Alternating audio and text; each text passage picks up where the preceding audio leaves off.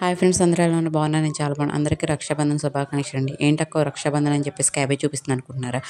ఏమీ లేదండి, నాకు అన్నతమ్ములు ఎవరూ లేరు నేను రాఖీ కట్టడానికి. అలాగే మా పిల్లలకు కూడా అక్క చెల్లెలు అనేవాళ్ళు ఎవరూ లేరు, వాళ్ళకు కూడా రాఖీ కట్టేవాళ్ళు ఎవరూ లేరండి.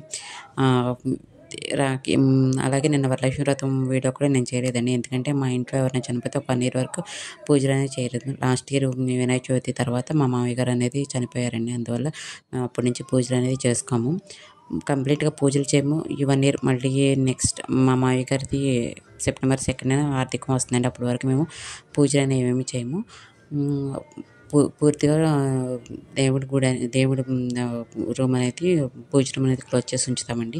అలాగే గుళ్ళకి కూడా గుడికి కానీ వెళ్ళము. ఎవరికి అక్షింతలు వేసి ఆశీర్వదించమండి, అది మాలో ఉన్న ఆచారం. ఇలా మీలో ఎంతమందికి ఇలాంటి ఆచారాలు ఉన్నాయో నాకు కామెంట్ చేసి చెప్పండి. ఇంకా చాలా ఆచారాలు ఉన్నాయండి. తర్వాత ఈ 1 ఇయర్ వరకు మేము ఏమేమి పనులు చేయబోతున్నాం అనేది నెక్స్ట్ వీడియోలో నేను చెప్తాను. వీడియో నచ్చితే లైక్ చేయండి.